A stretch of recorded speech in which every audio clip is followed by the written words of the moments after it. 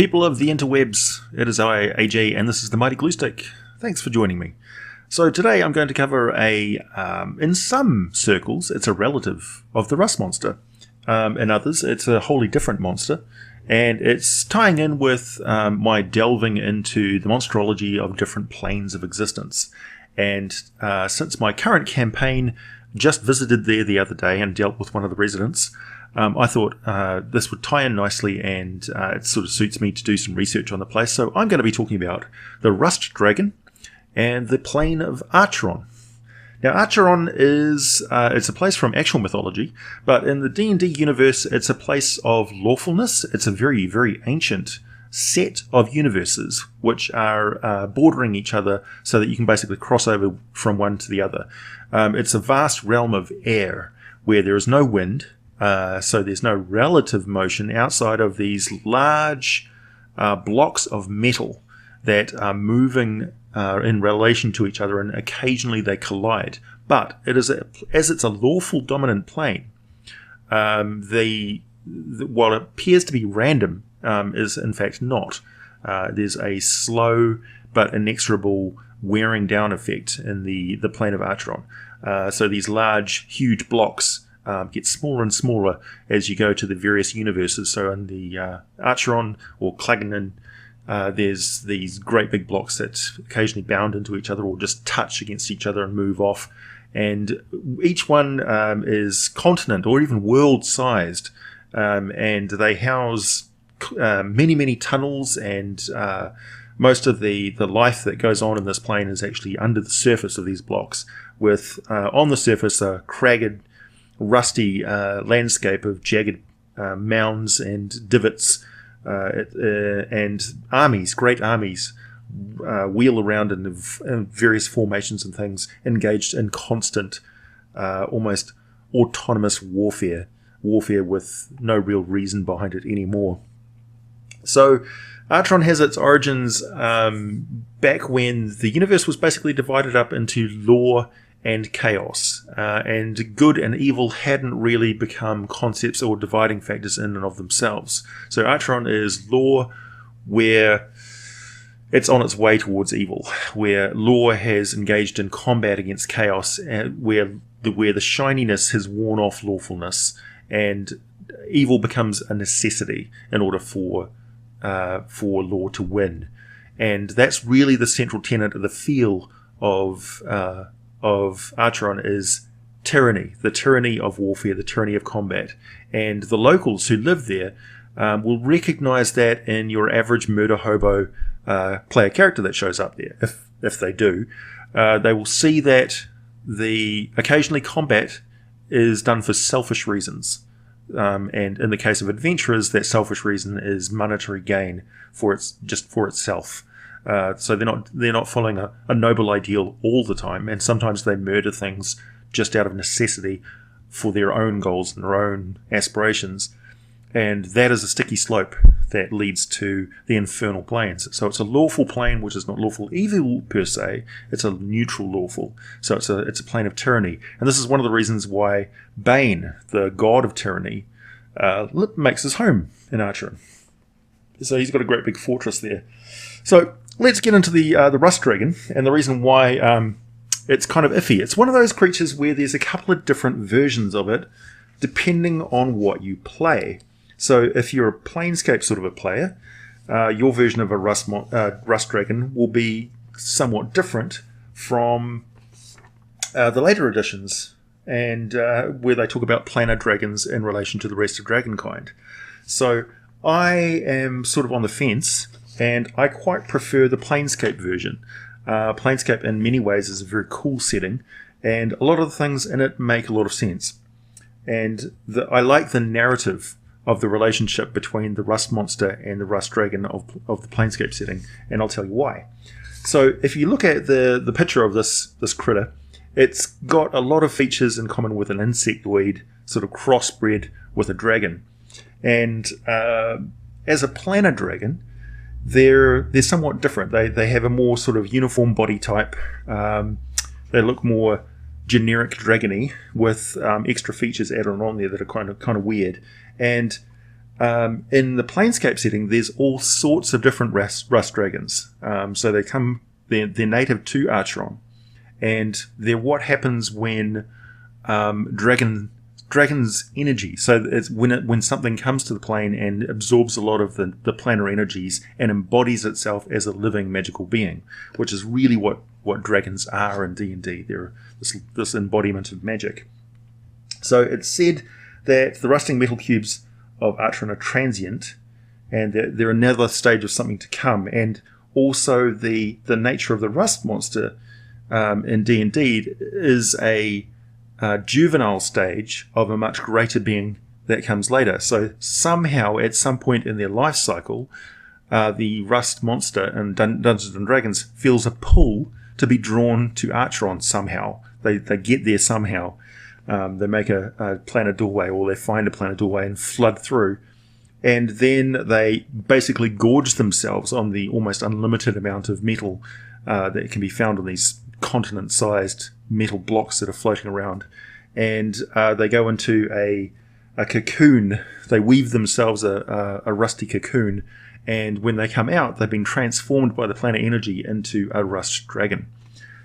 So what you do is you basically use the template for either a silver or a copper dragon, adult silver or adult copper dragon. Or they basically start off as wormlings because they start off sort of just under pony sized, and they just grow rapidly into adult dragon sized. So you can use the copper dragon or the silver dragon of 5th edition as your base monster, and then add in the abilities of a rust dragon to a rust monster to rust things on contact, but you project that as a liquid breath weapon that they can release, just like the breath weapon of a normal adult dragon.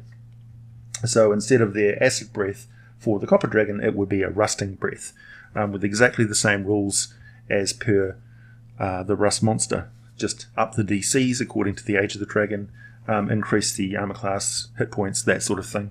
And that's basically how you do it.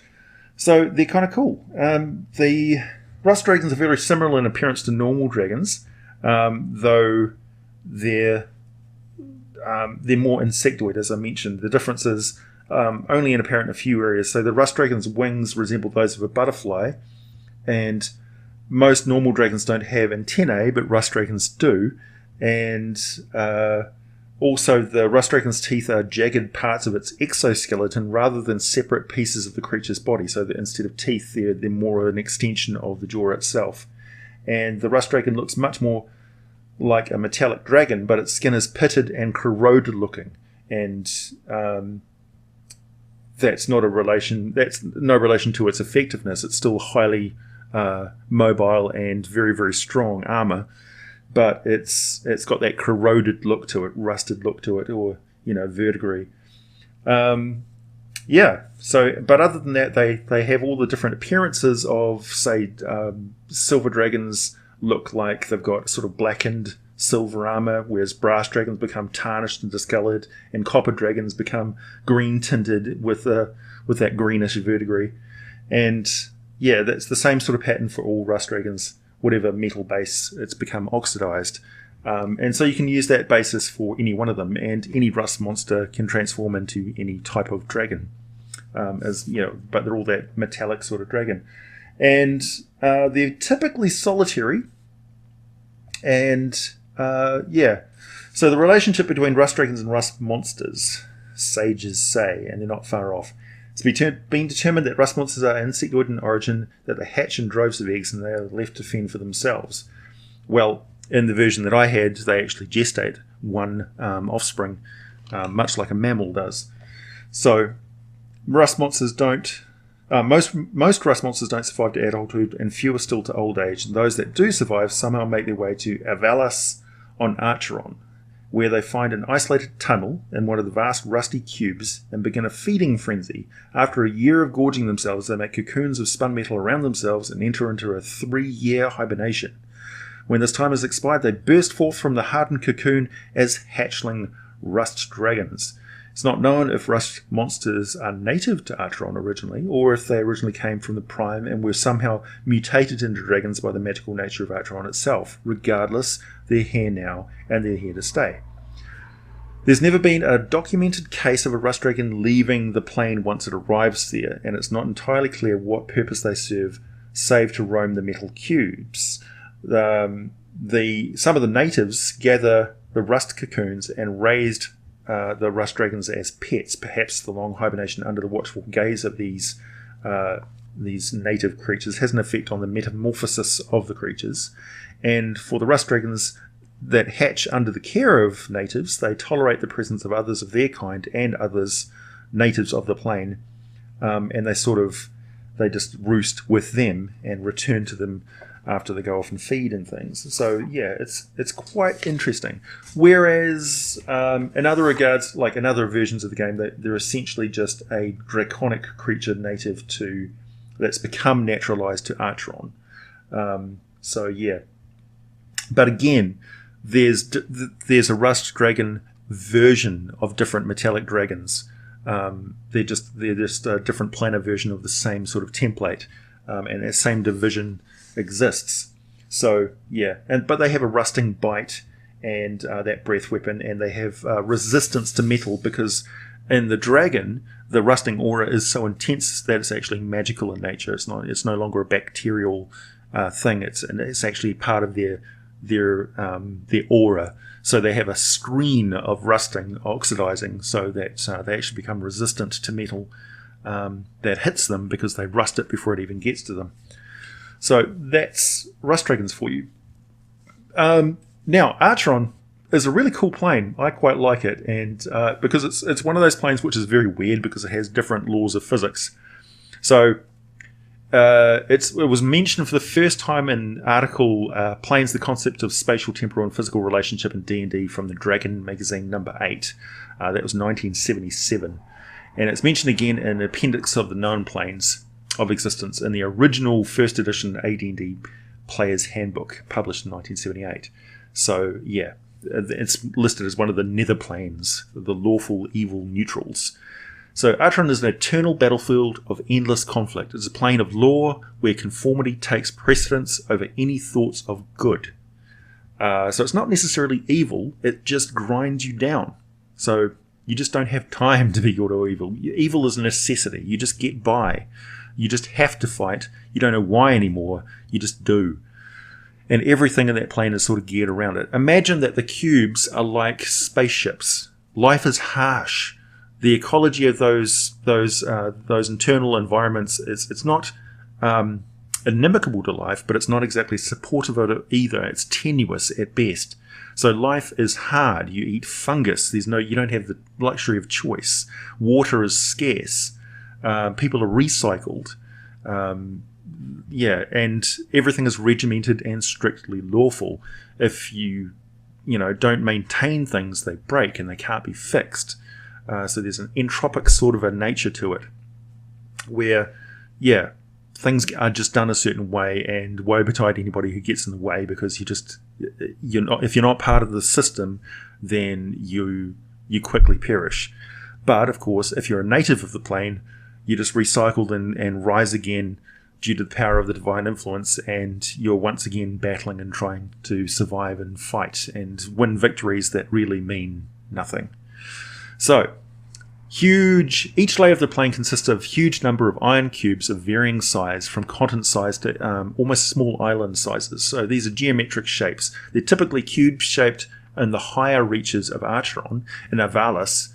So the first layer of Acheron is Avalis, also called the battlefield, contains the highest density of metal cubes and is host to the most of the fighting on the plane. And the cubes are dotted with fortresses and covered with battlefields, and collisions between the cubes cause them to break apart into smaller cubes. This only happens rarely.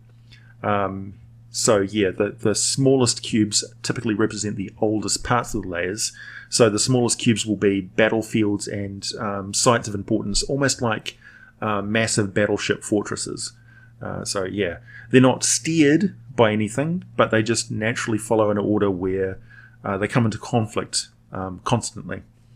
So the realm of Nishrak, a god, is a separate plane in the 3rd edition of Forgotten Realms cosmology. It's now located on Avalis, and it's home to the deity Gruumsh and the other deities of the Orc pantheon, including Bagtru, Earl Nerville, Nuthic, and the realm of Nishrek is separate, and Braum's realm.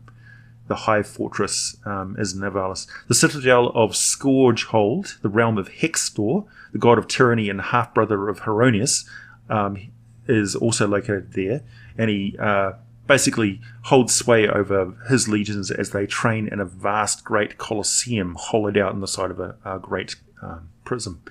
So Clangor, another separate plane in 3rd edition Forgotten Realms cosmology, is also located here, and that's the realm of the goblin deities Maglubiyet, Kerbaeg, and Nomegaya. And Avalas also contains the realms of the Brilliant Land and some of the eastern deities as well. So, yeah. And Bane, of course, has returned to his Black Bastion, a massive fortress castle on the layer, and that was what happened in my campaign. Is one of the characters had an audience with Bane, where Bane basically made him an offer he could not refuse, and he was overlooking a vast battle going on below his great bastion fortress, and it was kind of cool, where he was standing on a great balcony and just overlooking the battle, and the character sort of appeared through a living portal. That was quite a horrific sort of transition from one plane to another. And he approached Bane, and there was just this great red cloak coming off him, and then Bane basically turned slightly with his glowing eye and looked over at him, and he just felt pressed into where he was standing as Bane spoke to him directly. There was no dilly-dallying about what Bane wanted or demanded. And but he was not unreasonable, as long as he got what he wanted. And it was pretty cool. And he definitely had the that feeling of Bane was seeking all of his intention in the campaign was to control the universe, the entire universe, all of the planes, everything. And he was seeking out the completed rod of lore, the rod of 7 parts. That the characters are currently engaged in finding and putting back together. But yeah, it's a tremendously complicated campaign, so I won't go into great detail, but that was where they were. They were on Avalis, and he was overlooking a battle down below. So the next layer is Thuldanan. Compared to Avalis, Thuldanan is a relatively small population, and geographically it's much like the first, consisting of numerous huge cubes. And scarred and pitted, of course. And the pits lead down to labyrinths containing the refuse of endless planes of battles of the planes. So this is kind of like the armory of Avalis. And it's also a place where you find great broken war machines and other devices that have been finely crafted. These are weapons that are amongst the Dawn War relics, relics from the fight of the dragons and the giants, where they basically fought to the point of genocide. So great battles where war has become a means to its end, and technology has progressed to the point where it's focused solely on war. This is the embodiment of the armory of Acheron. So weapons of mass destruction, basically. And weapons that ethics and things just go out the window, and all they can see is victory at any cost, total war. So it's got a pervasive quality that results in the petrification of objects. So if you stay here longer than a month, you're going to become petrified and become a part of the relics of this place. So it's a gradual petrification effect, easily avoided. You can easily leave, but if you're imprisoned here longer than that 29 days, you will become a permanent fixture. The rest of the realm, Hammergrim, is a separate plane in Forgotten Realms again, but it's been combined with Thuldanan in the realm of the Duergar god Ladagao. So, more on him later, I suppose. Tintibulus is the next layer down. That contains a large number of 4-sided, 5-sided, 8-sided, and other solids, in preference to the 6-sided cubes that the cubes are predominant on the upper layers. The layer of thick dust coats the surface of the solids here, which are made of grey volcanic stone. And great magicians' libraries are scattered here, and the best place in the multiverse for magical research. Now, these are heavily protected, obviously. They're almost like demi-planes. It's a place that's basically it's the abyssal layer of where the dust of battle, the ashes and all that sort of stuff filter down and become this rocky layer that still forms up into these great geological shapes. Sorry. Yeah. Anyway, and so these great wizards' colleges have sort of sprung up, magically sustaining themselves, and within these great fortresses are huge reference libraries and things like that, and ancient wizards that you may have heard of. I mean, there may be a Bigby here, there may be a Mordenkainen here, basically studying in private. There may be all sorts of liches and things who basically coexist. Each one of these bastion fortresses of learning is an adventure in and of itself. It's a madhouse adventure. It's a funhouse death trap dungeon of magical stuff going on. Each one of these is a demi-plane in and of itself, and I leave that entirely up to you. But it may be one thing where they're transported to some wizard's sanctum through a portal in his mansion where he's been missing for years or whatever. And when they get out of this place, they burst out and make it through, a doorway outside of the way they came in. They might find themselves in this plane of existence that looks just completely crazy. I mean, it's a nightmare. Now, that doesn't mean it's completely devoid of life. You may see wraiths and other things floating through the air, things that exist in this hopeless waste, this expanse of nothing, this dusty realm of dead rock, and the hopelessness of the wailing battles down below. So these are beings which are watching futility and that feeling of vast loneliness. And the pointlessness of it all. And below that, the fourth layer, Acanthus, contains no regular shapes. Basically, it's shard-like solids of black ice and razor-sharp edges that fly around in all sorts of directions in violent motion, referred to as the blade storm. If you go this far down, you're going to get torn to shreds as a physical being. It's a sandstorm made of razor blades. And the extreme of Acanthus, inside it all, inside that great maelstrom, lies the Cabal Macabre, the realm of the goddess of death and magic, Wee-jas. And her domain takes the form of a huge and intricately carved ice crystal that glows with a pale light, and Wee-jas powers quell the blade storm within a half-mile of your location. So if you've made it that far, you're in for a world of hurt that is beyond description, really. Death and magic. So it's not a pleasant place, okay? It's not good. Cabal Macabre is located in a huge, possibly infinite shard of black ice, which may be a barrier between Acanthus and a deeper layer of Acheron, but no one has ever ventured any further. It could, in fact, be one of the deepest layers of the abyss, which is described as a plummeting fall where your body actually dissolves and your flesh is flayed off your bones and your bones wear away to nothing before you ever hit the bottom. So you could actually end up falling into Acanthus. It may be linked in that way, or just other realms of yawning nothingness, of entropy and nothing. So there you go. Native creatures of the plane include the bone spear, the Rakshasa, Morgs, Bladelings, Siege Beetles, Justicars, Steel Wings, Steel Predators, Rust Dragons, Chronothyrum, and Acheron. These are the bird-like creatures of lore. And it's got a lot of historical links to it too. Oh yeah, also the River Styx makes its way across a few of the cubes on the upper layer of Acheron as well. So you can actually venture there from the Nine Hells or the Abyss if you follow the River of Blood. So yeah, it's an interesting place. It's a great place for setting adventures in a really weird situation, particularly if you're dealing with goblin deities or orc deities, that sort of thing, and you don't really want to take the players to the Nine Hells yet. So the realm of Acheron is kind of like like when the hobbits were in Mordor in Lord of the Rings, they could kind of hide amongst the orc armies because the orc armies were basically just press ganged into service and nobody really paid any attention to the individual. So as long as you looked like part of the status quo, you escaped notice, because the plane itself is not inherently evil. It's not inherently cruel. It's inherently indifferent. That's the main point.